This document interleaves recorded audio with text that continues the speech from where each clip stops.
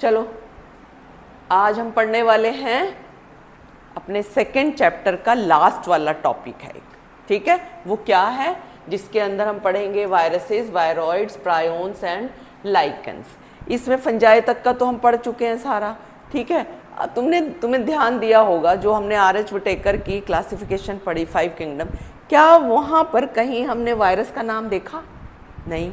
क्या हमने देखा लाइकेंस का या बाकी दूसरे वायरॉइड्स और प्रायोन्स का? कहीं भी नहीं था। इनकी कोई क्लासिफिकेशन नहीं थी, मतलब इनको कहीं भी फिट नहीं किया हुआ था। इसलिए हमको एक तो अलग से पढ़ना पड़ रहा है।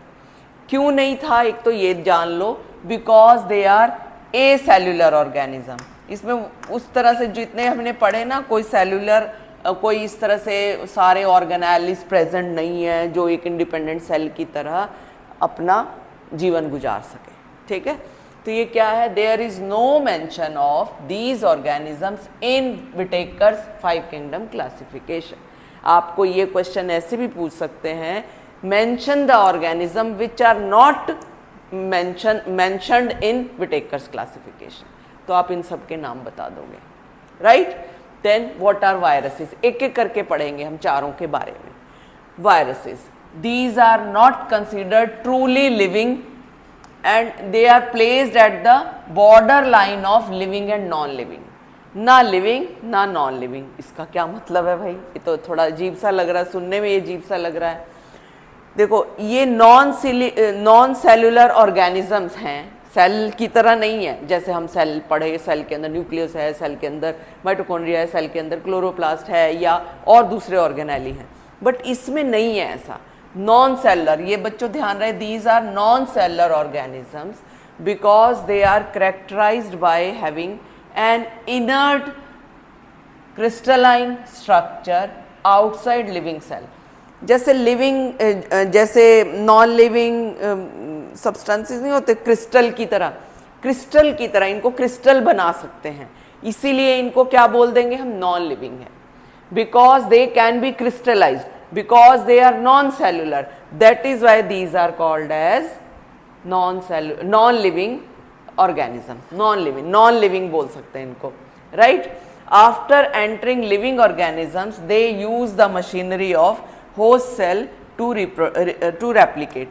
लेकिन जब ये किसी लिविंग ऑर्गेनिज्म की बॉडी के अंदर एंटर कर जाएंगे तब बोलते हैं ना कि इनको ये स्मार्टनेस है कि उसी की मशीनरी को यूज़ करके मल्टीप्लाई करना शुरू कर देते हैं, अपनी पॉपुलेशन बढ़ाना शुरू कर देते हैं और अपना कोई भी कॉज करते हैं, कोई भी डिजीज़ कॉज कर सकते हैं। जैसे इसका सबसे सुंदर एग्जाम्पल आपने पढ़ा होगा कोरोना का, कोरोना टाइम में, राइट। कोरोना टाइम में जो कोरोना वायरस था, ऐसे तो नहीं वो पड़ा है तो पड़ा है, लेकिन जब बॉडी के अंदर एंटर करता था तो तबाही मचाई उसने, कितने लोगों को मार दिया। छोटा सा ऑर्गेनिज्म है, कितना छोटा सा ऑर्गेनिज्म है और किस तरीके से उसने पूरी दुनिया में तबाही ला करके रख दी, राइट।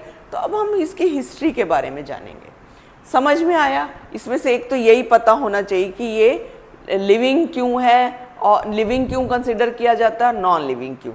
लिविंग इसलिए कंसिडर करते हैं क्योंकि ये किसी की बॉडी में घुस करके रेप्लिकेट कर सकता है, और नॉन लिविंग इसलिए क्योंकि ये ए सेल्यूलर है और इसको क्रिस्टलाइज कर सकते हैं। ये बड़ा हाईलाइट क्वेश्चन है, राइट। अब जानते हैं इसकी हिस्ट्री के बारे में, ठीक है। वायरसेस मीन्स वीनम, वीनम मतलब पॉइजन और पॉइजनस फ्लूइड, वीनम और पॉइजनस फ्लूइड, ये ध्यान रखना क्या है। And Dmitri Ivanovsky in 1892 noticed certain microbes as casual organisms of tobacco mosaic virus, जिसको हम नाम दे देते हैं TMV, हम पढ़ेंगे भी आगे TMV। टोबैको मोजाइक वायरस देखा गया था सबसे पहले, किसने देखा था, इवानोव्स्की ने। One more important thing is that these are found to be smaller than bacteria, smaller than bacteria because they pass through bacteria filters, ठीक है। मतलब बैक्टीरिया के लिए जो फिल्टर लगाते हैं ना, ये पास हो जाते हैं उसमें से। इससे पता लगता है कि these are smaller than bacteria, right. अब हम देखते हैं इसके बारे में, और इसमें ना बड़े सारे साइंटिस्ट के नेम्स हैं जो हमने पढ़ने हैं, ठीक है। ध्यान से, इसी से रिलेटेड क्वेश्चंस आते हैं। जैसे पीछे हमने पढ़ा इवानोव्स्की के बारे में, उसके बाद आइए M.W. बिजर्निक in 1898 demonstrated that extract of infected tobacco plant, which plant? Tobacco plant, could cause infection in healthy plants and named it virus. उन्होंने क्या करके देखा, उन्होंने ना जैसे एक हेल्दी प्लांट से इसको एक्सट्रैक्ट किया, सॉरी हेल्दी से नहीं, जैसे ये एक प्लांट है कोई भी, मैं ऐसे ही बना रही हूँ, इस प्लांट से के ऊपर ये इन्फेक्शन थी, मतलब ये इन्फेक्शन थी, ये वायरल इन्फेक्शन है, ठीक है, इस वायरल इसको इसका निकाल लिया, इसको इसका एक्सट्रैक्ट निकाल लिया, इसका एक्सट्रैक्ट ले लिया और इस एक्सट्रैक्ट को इंजेक्ट कर दिया एक और हेल्दी प्लांट के अंदर, एक और हेल्दी प्लांट ले लिया और इसके अंदर फिर ये इसको इंजेक्ट कर दिया। जब इंजेक्ट कर दिया तो इसके अंदर भी ये इन्फेक्शन हो गई, इसकी समझ आ गई बच्चों, इसके अंदर भी इन्फेक्शन हो गई। तो क्या हुआ, इस फ्लूइड को उन्होंने फिर कहा, this fluid was called contagium vivum fluidum, किसी और लैंग्वेज में आइए इन्फेक्शियस लिविंग फ्लूइड, और इसको नाम दिया इन्फेक्शियस लिविंग फ्लूइड, राइट। तो इसने बिजर्निक ने एक तो ये फ्लूइड क्या कहा इसका वायरस के लिए, ये फ्लूइड को क्या कहा उसने, कंटेजियम वाइवम फ्लूइडम, किसने दिया ये पूछा जाता है। What is this infectious living fluid, किस प्लांट पे की डेमोन्स्ट्रेट किया, टोबैको प्लांट पे किया, राइट। तो इस तरह के कुछ भी क्वेश्चन आपको आ सकते हैं। Now W.M. स्टेनले, देखो कितने सालों के बाद आया ये, showed that virus could be crystallize, उसने बताया कि हम क्रिस्टल्स बना सकते हैं इसके, and these crystals consist largely of proteins, right, and they are inert outside the host cell. Inert मतलब नॉन लिविंग, कुछ नहीं करते वो, पड़े हैं, कोई काम नहीं, कुछ नहीं है, inert outside the host cell, but viruses are obligate parasites, मतलब अगर इनको लिविंग रहने के लिए किसी की बॉडी के अंदर घुसना पड़ेगा, अपने आप से तो ये लिविंग होते ही नहीं, जैसे कुछ पड़ा है नॉन लिविंग, कंकर पत्थर भी नॉन लिविंग है, ये वायरस भी वैसे ही है, कुछ नहीं करते, अगर किसी की बॉडी में घुस जाते हैं तो ही, हाँ तो ही मल्टीप्लाई करते हैं, इसीलिए हम क्या बोलते हैं, ऑब्लिगेट पैरासाइट्स, मतलब आप इनको अपना जीवन सर्वाइव करने के लिए किसी की बॉडी में घुसना ही पड़ेगा, ऑब्लिगेट पैरासाइट बोलते हैं इसीलिए। अब मैंने ये कुछ एग्जाम्पल दिखाए हुए हैं, जैसे ये टोबैको मोजाइक वायरस है, टोबैको मोजाइक वायरस के जो अंदर है जेनेटिक मटेरियल वो है RNA और बाहर है प्रोटीन कोट, जिसको बोलते हैं हम कैप्सिड। कैप्सिड के अंदर ऐसे छोटे छोटे यूनिट्स बने होते हैं which are called as capsomeres, right, capsomeres, and this virus is called as TMV। तो आपको कई बार ना लेबलिंग आ जाती है, इसको पूछ लेंगे क्या है ये, या ये पूछ लेंगे क्या है, या सिंगल यूनिट पूछ लेंगे क्या है, इस टाइप के लेंगे, राइट, सिंगल, ये छोटे छोटे से नहीं है, गोले गोले से, ये this is called as capsomere, full को कैप्सिड, फुल को कैप्सिड और इनको बोलेंगे हम कैप्सोमियर्स मिल करके बनाती capsid which is called as protein coat. तो वायरस के दो ही पार्ट होते हैं, एक जेनेटिक मटेरियल DNA और RNA और एक प्रोटीन लेयर, दो ही पार्ट है, राइट, पढ़ेंगे आगे पूरा डिटेल में। और ये मैंने एक वो वायरस दिखाया हुआ है जो बैक्टीरिया की बॉडी में घुसता है, ये टोबैको की बॉडी में घुसने वाला वायरस है, ये बैक्टीरिया की बॉडी में घुस के उसको इन्फेक्शन कॉज करता है और इसीलिए इसका नाम है बैक्टीरियोफाज। तो ये क्वेश्चन बहुत बार आता है, what do you mean by bacteriophages, the viruses which infect bacteria are called as bacteriophages, right. तो इसमें देखो क्या है बॉडीज की, एक तो हो गई प्रोटीन कोट, ये देखो ये बनी हुई है इसकी प्रोटीन कोट, और अंदर है इसके पड़ा हुआ DNA। अब इसमें और क्या क्या होता है, हेड हो गई, और यहाँ पे ये कॉलर, और ये टेल, और ये सारे के सारे टेल प्लेट है ये, और ये टेल फाइबर्स, ठीक है, सिंपल ये याद रखना, हेड, कॉलर, टेल और टेल फाइबर्स, इतना भी याद रखोगे मोर देन एनफ है, और कुछ नहीं करना इसके अंदर। ये हम कंप्लीट करते हैं वायरसेस के बारे में। अब देखो और क्या है इसके अंदर, हाँ अ वायरस इज न्यूक्लियोप्रोटीन, जैसा मैंने बताया ना, न्यूक्लिक एसिड होता है यानी जेनेटिक मटेरियल होता है, और उसके बाहर होता है प्रोटीन कोट, जो कोट की तरह होता है इसलिए बोल देते हैं प्रोटीन कोट, और जो इसमें इन्फेक्शियस पार्ट है वो है न्यूक्लिक एसिड। प्रोटीन नहीं इन्फेक्शन कॉज करता वायरसेस में, protein nucleic acid infectious part है। क्लियर?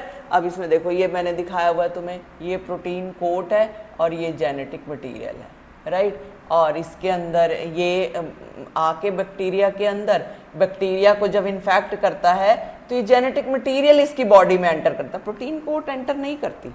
नेक्स्ट ईयर तुम इसका डिटेल एक्सपेरिमेंट पढ़ोगे कि इसके अंदर ये है ना, जो ये नहीं एंटर करता, ये नहीं एंटर करेगा, ये एंटर करता है, क्या? Genetic material.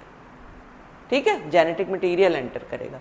Genetic material could be RNA और डीएनए, वो आरएनए भी हो सकता है, डीएनए भी हो सकता है। कैसे? Plant viruses contain single stranded RNA, जैसे प्लांट के अंदर जो वायरसेस एंटर करते हैं वो होते हैं सिंगल स्ट्रैंडेड आरएनए, एक स्ट्रैंड वाला आरएनए। आरएनए वैसे भी सिंगल स्ट्रैंडेड ही होता है, बट फिर भी एक स्ट्रैंड वाला आरएनए। रेयर चांस होता है कि डबल स्ट्रैंडेड आरएनए होते हैं, डिटेल में पढ़ोगे next year. For example in TMV, ये बहुत हाईलाइट क्वेश्चन है बच्चों, टीएमवी में कौन सा जेनेटिक मटेरियल है? सिंगल स्ट्रैंडेड आरएनए है, ये बहुत ही हाईलाइट क्वेश्चन है। Animal viruses contain single stranded RNA और डबल स्ट्रैंडेड आरएनए और डबल स्ट्रैंडेड डीएनए। देखो तीन टाइप के हैं, सिंगल स्ट्रैंडेड आरएनए और डबल स्ट्रैंडेड आरएनए और डबल स्ट्रैंडेड डीएनए। तीन ऑप्शन है, तीन तरह के हो सकते हैं, राइट। आरएनए डबल स्ट्रैंडेड भी हो सकता है, सिंगल स्ट्रैंडेड भी हो सकता है और डबल स्ट्रैंडेड डीएनए भी हो सकता है। किसमें? एनिमल वायरस के अंदर। क्लियर? पढ़ोगे धीरे धीरे डिटेल में। Bacteriophages contain double stranded DNA, bacteriophages के अंदर डबल स्ट्रैंडेड डीएनए होता है। The virus which infects bacteria is called as bacteriophages. ठीक है, इसमें मल्टीपल टाइप के क्वेश्चन बनते हैं, ध्यान से पढ़ना। The protein coat called capsid made up of small subunits called capsomeres, it protect genetic material. Capsomeres are arranged in helical form. ये देखो जो ये हमने पढ़ा था ना, ये वाला, ये कैप्सोमियर्स है। ठीक है, ये हेलिकल फॉर्म में ऐसे, हेलिकल फॉर्म में ऐसे अरेंज होते हैं, right. Now viruses cause diseases in animals like, ये सारे नाम सुने हुए हैं आपने, mumps, herpes, influenza, small pox, AIDS caused by HIV virus, human immuno deficiency virus. ठीक है, ऑल इसका क्या नाम है पता है क्या? कभी सुना नहीं है? Acquired immuno deficiency syndrome, acquired immuno deficiency syndrome आएगा, वैसे तुम्हारे में आगे भी डिटेल में ही पढ़ोगे इसको। Acquired immuno deficiency syndrome is caused by human immuno deficiency virus. ठीक है, क्लियर है ये? तो ये वायरसेस के बारे में तुम्हारा हो गया। अब इसके अंदर ये देखो क्या है, और in plants viral symptoms are mosaic formation, leaf rolling. Mosaic formation जानते हो? उस पर प्लांट के ऊपर ना, पत्तों के ऊपर डिज़ाइन सा बन जाता मोजाइक वायरस। ये उसके ऊपर ना एक मोजाइक पैटर्न जानते हो? कपड़ों में भी मोजाइक प्रिंट आते हैं उसके ऊपर, जैसे वेन जो है, वेन का कलर दूसरा हो गया, वेन येलो हो गई, ऐसे भी होता है। प्लांट के ऊपर ही आपको प्लांट के पत्ते के डिज़ाइन से पता लग जाता है वायरल डिजीज़ है। ठीक है, लीफ रोलिंग, लीफ रोल होना शुरू हो जाते हैं अपने आप ही। कर्लिंग, कर्ल करना शुरू कर देंगे लीफ, ठीक है, साइड से या ऐसे रोल हो जाएंगे। Yellowing and when clearing, when clear हो जाएंगी। Dwarfing and stunted growth, plant की ग्रोथ ज़्यादा नहीं होगी, वो स्टंट हो जाएगी, कम हो जाएगी, राइट। तो ये सारा वायरस के बारे में था बच्चों। हमारे एनसीईआरटी में इतना ही गिवन है, इससे ज़्यादा हम नहीं करेंगे। ठीक है, इसके अलावा एक छोटा सा टॉपिक है, बिल्कुल ही छोटा सा, 2-2 लाइन का टॉपिक है, वो पढ़ने वाले हैं हम। वो क्या है? वायरॉइड्स एंड प्रायोन्स के बारे में। वायरॉइड्स क्या हैं और प्रायोन्स क्या हैं? सिंपल। वायरॉइड्स होते हैं सिंगल स्ट्रैंडेड आरएनए ओनली, इसमें प्रोटीन कोट नहीं होती। और प्रायोन्स के अंदर प्रोटीन कोट होती है ओनली, जेनेटिक नहीं, मटेरियल नहीं होता। इसमें सिर्फ जेनेटिक मटेरियल, वायरॉइड्स में, प्रायोन्स में सिर्फ protein coat, not genetic material. और वायरस में दोनों, इसमें खाली जेनेटिक मटेरियल, इसमें खाली प्रोटीन कोट, और ये इन्फेक्शियस होते हैं, राइट। सो वायरॉइड्स किसने डिस्कवर किया? टी.ओ. डीनर ने इन 1971। He discovered a new infected agent causing potato spindle tuber disease. आलू ऐसे से होते हैं, तो उसने देखा कुछ आलू की शक्ल ऐसी हो गई, इतने लंबे लंबे, क्यों हो गई ये चेक किया। That was due to viroids. क्या होते हैं वायरॉइड्स? स्मॉलर देन वायरस, ध्यान रहे, smaller than virus, consist of only free DNA. ये बड़ा इंपॉर्टेंट पार्ट है, consist of only free DNA, ये हो गया। Lacking protein coat, protein coat नहीं होती इसमें, फ्री आरएनए होता है, प्रोटीन कोट नहीं होती, ये लैकिंग प्रोटीन कोट। ये 2 पॉइंट बहुत ही इंपॉर्टेंट है बच्चों। RNA is having low molecular weight, RNA का मॉलिक्यूलर वेट भी बहुत कम होता है। मैं फिर से रिवाइज कराती हूँ। Free are smaller than virus, protein coat absent, free RNA, and RNA का molecular weight is very less. ठीक है, बस इतनी सी बात है और कुछ नहीं है इसके अंदर। और जो प्रायोन्स होते हैं, these are the infectious particles which cause neurological diseases, neural system की डिजीज कॉज करते हैं। And these are similar to the size of, इसमें देखो ये point, similar to the size of viruses causes neurological diseases and these are called as prions, prions। ठीक है, only contains proteins, एक ये वाला प्रोटीन पॉइंट बहुत इंपॉर्टेंट है, only contains proteins, lacks genetic material। और पिछले वाले में उल्टा था, है ना, only contains genetic material that is free RNA and lacks protein। The most notable diseases caused by prions are bovine spongiform encephalopathy, BSC बोल देते हैं इसको, और mad cow disease in cattle and its analogs variant। इसका खाली तुम ये नाम याद कर लो, चाहे CJD इसको ये बोलते हैं, ये है CR यानी कि क्रूड्सफेल्ड जैकब डिजीज के नाम से ह्यूमन के अंदर होती है। ठीक है, ये ध्यान रखना है। बस इसके साथ ही ये वायरस वाला टॉपिक तो ख़त्म हुआ। अगला छोटा सा टॉपिक है लाइकेंस का, जो मैं बता भी चुकी हूँ, ये बिल्कुल ही छोटा है, कुछ खास नहीं इसमें। एग्जाम्पल्स देख लो, एक तो क्या क्या है, असनिया, क्लेडोनिया, पारमीलिया। तुम्हारी एनसीईआरटी में गिवन नहीं है, बस एग्जाम्पल फिर भी पता होने चाहिए। ये क्या है? Symbiotic association. सिम्बायोटिक किसके साथ? Algae and fungi, right. Mutually useful, एक दूसरे के साथ mutually useful associations between algae and fungi. Algal component is called as phycobiont, ये fungi component is called as mycobiont. इसमें देख लो, येलो वाला जो है वो ये फंजाई है, माइकोबायोंट विच इधर कर देती हूँ, विच इज हेट्रोट्रॉफिक कंपोनेंट है ये। और जो ग्रीन वाला है वो है एल्गी, इसको बोलते हैं फाइकोबायोंट विच इज ऑटोट्रॉफिक। अब ये एल्गी फूड प्रोवाइड कर रही है और फंजाई क्या प्रोवाइड कर रही है? Raw material and shelter. Clear हो रहा है? अब ये देखो, लाइकेंस के अंदर कितना कंपोनेंट एल्गी है और कितना फंजाई है। ये देखो, ओनली 5% एल्गी एंड 95% फंजाई। ठीक है, और इसमें ये हम इसको बोलते हैं these are pioneers and rock vegetation. इसका क्या मतलब है? जैसे मान लिया कोई बेरन एरिया है, खाली एरिया, कुछ नहीं लगा हुआ, मान लिया या तो कोई सुनामी आके एकदम खाली एरिया हो गया, या वैसे किसी रीज़न से बंजर भूमि नहीं पड़ी होती है, तो सबसे पहले क्या, कुछ तो उगता ही है ना ताकि वहाँ पे जंगल बने, सबसे पहले होता है क्या? Lichens. Lichens are the first organisms which grow on that land and called as pioneer। Pioneer समझते हो ना, जिसने फाउंडेशन रखी। मतलब वेजिटेशन की फाउंडेशन कौन रखता है? लाइकेंस।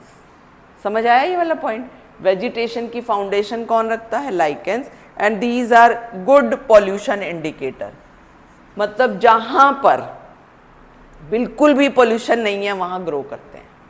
जैसे ये एरिया नहीं है, तुमने सुना होगा ये मेघालय में चेरापूंजी, जहाँ पे खूब बारिशें भी होती हैं, वहाँ पे लाइकेंस खूब होते हैं। मैंने देखा पेड़ों पर, चट्टानों पे, हर जगह लाइकेंस ग्रो करते रहते हैं। ठीक है, because they do not grow in polluted area. Polluted area में ये तो ग्रो ही नहीं करते, ये सिर्फ जो पोल्यूशन फ्री एरिया होते हैं वहीं पे ग्रो करते हैं, इसीलिए बोल देते हैं इनको गुड पोल्यूशन इंडिकेटर। जहाँ लाइकन आपको दिख रहे हैं ना, मिल रहे हैं, इसका मतलब वहाँ पे पोल्यूशन नहीं है। यहाँ दिखते ही नहीं है लाइकन, इसका मतलब पोल्यूशन ही पोल्यूशन है। समझ आया? अब रिप्रोडक्शन कैसे कैसे होती है? फ्रेगमेंटेशन से होती है, वेजिटेटिव स्ट्रक्चर से होती है। कौन से? Present on the thallus called soredium. Soredium ऐसे वेजिटेटिव स्ट्रक्चर हैं जिनसे इनकी रिप्रोडक्शन होती है। बस इतनी बात याद रखनी है और कुछ नहीं है। मेन इसमें कुछ खास बातें नहीं है, बस एक तो ये वाले 2 पॉइंट है मेन, ऊपर से ये किस तरह का है। एक ये क्वेश्चन आता होता है, एल्गल कंपोनेंट को क्या बोलते हैं, फंजाई कंपोनेंट को क्या बोलते हैं। एक रिप्रोडक्शन में भी ये कई बार आया हुआ है, वैसे एनसीईआरटी में ये भी नहीं दिया हुआ और एग्जाम्पल भी नहीं दिए हुए, सिर्फ 2-3 लाइन यही दे रखा, बस ज़्यादा कुछ नहीं। ठीक है, अब कोई डाउट है तो क्लियर कर लो, नहीं तो हमारा चैप्टर हो गया। ठीक है, ओके।